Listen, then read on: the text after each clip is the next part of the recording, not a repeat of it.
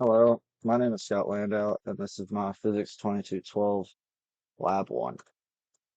So first of all, to introduce this lab, the purpose of this lab is to use the principles of electromagnetic force to, first of all, estimate the experimental value for the charge on the piece of tape, and then also to create a computational model to analyze this same scenario under ideal circumstances and compare the two values to see if there's a difference. The two main physical properties used in this lab are Coulomb's law of electrostatic force, where you can see in the image to the right, static electricity, two charged objects repel each other because they have, in this circumstance, two protons interacting with each other. And then secondly, Newton's second law is used in this lab. Another physics principle to note in this lab is that the electric field lines point away from positive charges and then they point towards negative charges. So just keep that in mind when doing this experiment. To begin by defining the system and surroundings, the system is the two clear pieces of charged tape, and the surroundings is the rest of the universe. The initial conditions for this experiment are that the two pieces of tape begin with a net charge of 0 at rest, face down on a countertop.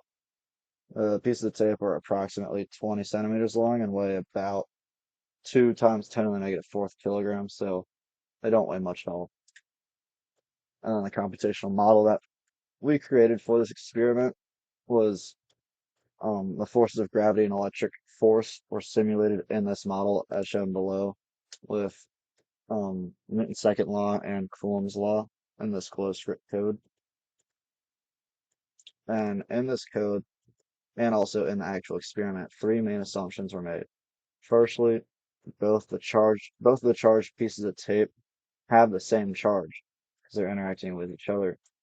Second, we can treat the pieces of tape as just point charges to make calculations simpler.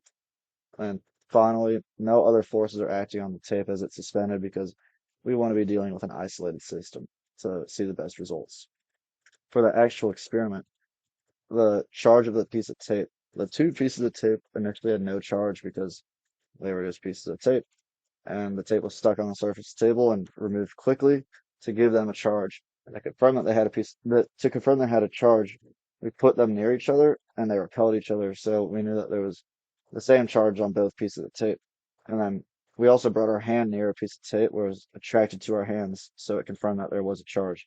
Now the question we have to ask is, what is the polarity and magnitude of the charge on this tape? To find the polarity, we did another little experiment where a negatively charged rod was um put near the piece of tape. If it was positive, it should go towards the rod. If it was negative, it should go away from the rod. And if it was neutrally charged, it should not move at all. In this situation, it went towards the rod, so we can conclude that the tape's positively charged. The magnitude of the charge was found within Coulomb's law by having the force of gravity and electromagnetic repulsion cancel out because the piece of tape was floating as seen in the image. And we solved for this by isolating the magnitude of Q, the charge, in Coulomb's law's formula and got an answer of 1.97 times 10 to the negative ninth coulombs. And then the computational model actually behaved identical to the actual experiment. So we know that this is an accurate way to model Coulomb's law with these charges in close proximity. Some potential errors are the external forces acting on the piece of tape, such as wind, and then imprecise measuring tools because there's always cross-contamination of products, and then mishandling a piece of tape because if you touch it too much, then it'll have a different charge on each tape because the human is a conductor, so it'll be grounded. And the room's also humid, which could have affected the tape. To answer the what if question, what if the electrons, the positive protons and the negative electrons swapped? If this were to occur, nothing would change because the protons would still repel each other and the electrons would still repel each other. And then finally, why is it important to handle the charged tapes as little as possible? And that is because the human body is a conductor, as I stated in the possible errors. So if the tape was touched too much, then the charge would spread out into the body and ground it into the earth, diminishing the charge left on the tape. Thank you for listening to my It's my lab.